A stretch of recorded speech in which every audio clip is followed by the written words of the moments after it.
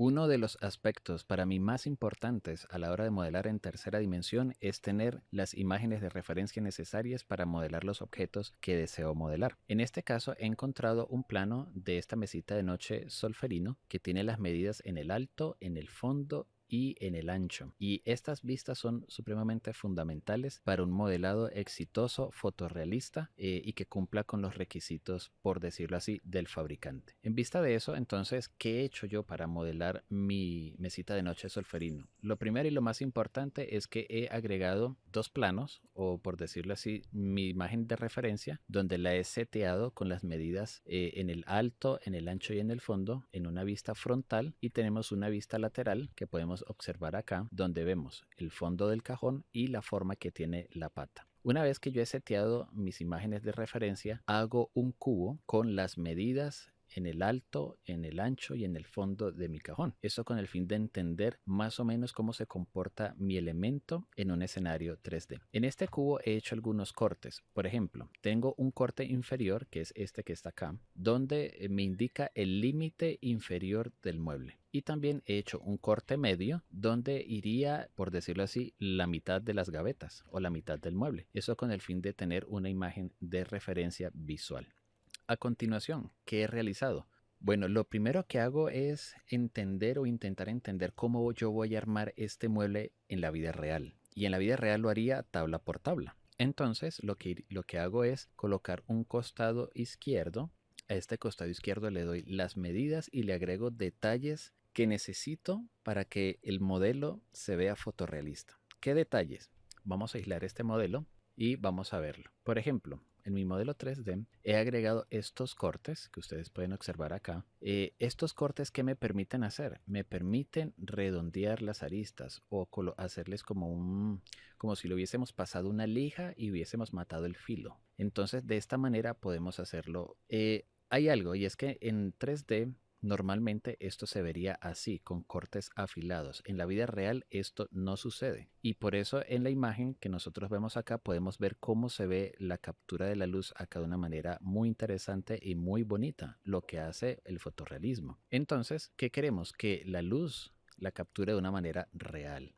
Aparte de eso, vamos a una vista superior y fíjense que en esta vista superior hemos hecho lo siguiente. Hemos dejado 2 milímetros de esta pestaña y hemos hecho un corte acá de 45 grados que tendría unos 13 milímetros de fondo. Con esto, ¿qué hacemos? Con este bordecito o esta pestaña de 2 milímetros es lo que podemos observar acá en esta unión que parece como una L y es lo que pudiera capturar mejor la luz. Vamos a verlo de una manera en esta vista. Fíjense que aquí se ve la unión de las tablas y se ve muy interesante, se ve muy bonita. Entonces, ya que yo he agregado todas mis detalles, mis cortes, fíjense que si lo vemos con esta vista lateral podemos ver aquí el chaflán que se hace con una fresa de 45, pero en la parte posterior o atrás no le hicimos ese corte porque queremos un fondo recto. Luego de yo haber realizado todos estos cortes, simplemente voy a duplicar esta tabla para un costado derecho y voy a colocar una tapa base superior, aunque no tiene la misma medida, simplemente lo que hago es duplicarlo, lo roto acá en el eje Y la adapto entonces a la medida. Y luego coloco la tapa base inferior. Luego de haber actualizado la de arriba, entonces coloco la de abajo. Y luego de esto coloco el fondo. El fondo es igual, es una tabla de 15 milímetros con bordes redondeados. Y de esta manera, ¿qué vamos a hacer? Poder capturar la luz por la parte de atrás. Vamos a ver precisamente aquí la unión de los elementos como se haría en la vida real, ¿no? Los detalles. Muy importante, los detalles en el fotorrealismo son fundamentales para que nuestro objeto quede bonito, agradable. ¿Qué más hemos realizado? Porque nuestro cajón necesita otros elementos adicionales. Entonces hemos agregado la pata izquierda y en esta pata, vamos a verlo acá, aquí en esta pata nosotros hemos diseñado esta pata con la curvatura que tiene nuestra imagen de referencia. O si quisiéramos hacerlo en madera, podríamos aquí unir estas dos patas en espigo. Pero si no queremos, entonces podemos sacar una sola pieza y hacer los cortes con una caladora o una sierra sin fin y luego con una lijadora poder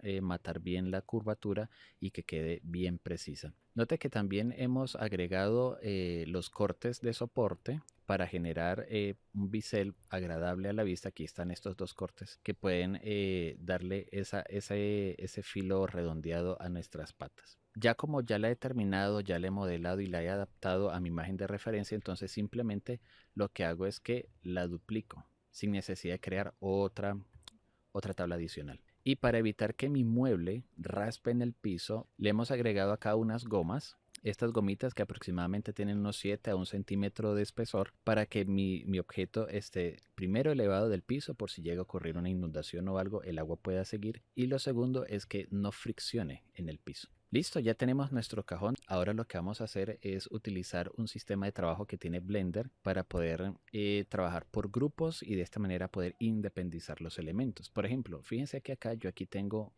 un grupo que se llama mueble. Si yo quisiera que no se viera el mueble, simplemente le doy aquí el ojito y él se desaparece, ¿no? Entonces, dentro de mueble yo tengo un grupo que se llama cuerpo y otro grupo que se llama frentes de gaveta. En estos frentes de gavetas yo tengo una gaveta 1, una gaveta 2 que sería la gaveta superior y la gaveta inferior. Entonces lo que voy a hacer es prender acá todos los elementos, voy a seleccionar la gaveta 01 y con clic derecho voy a decirle que me seleccione los objetos, voy a aislarlo para que podamos ver detalles de la gaveta. La gaveta la armamos de la misma forma en como la armaríamos en la vida real, un costado izquierdo, un costado derecho, una tapa base frontal, una trasera, un fondo que puede ser grueso o delgado dependiendo de las circunstancias, ¿no? Los cortes son totalmente rectos y acá también vamos a ver otro detalle bonito que es el frente de la gaveta. El frente de la gaveta sí tiene el chaflán de 45 grados en sus cuatro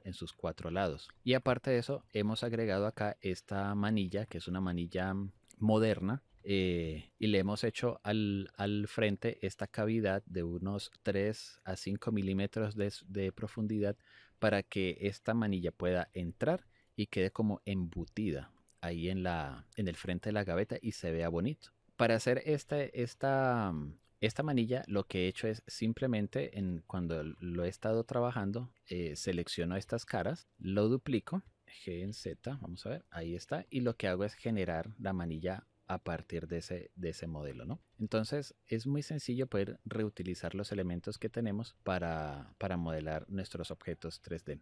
¿Y qué hice luego de haber modelado mi gaveta de una manera completa? Lo duplico, entonces lo que hago es duplicarlo hacia la parte de abajo y ya tendría mi gaveta número 2. ¿Por qué hemos modelado de esta manera? Porque cuando nosotros hemos visto nuestra imagen de referencia, fíjense que una gaveta está abierta un 15 o 20% y la otra sí está abierta mucho más, ¿no? Entonces, modelar de esta manera me permite poder manejar los elementos. Por ejemplo, si yo selecciono la gaveta 2 y le digo que abra o se mueva en GY, fíjense que yo puedo inclusive animar mi elemento para poderlo fotografiar o para poderlo renderizar de diferentes maneras y que mi cliente, en dado caso que yo vaya a vender este producto, pueda entender cómo funciona. Ahora, ya tengo mi mesita de noche lista. ¿Qué hago? Bueno, entonces apago mis imágenes de referencia y vamos a irnos a la segunda parte, que sería el escenario.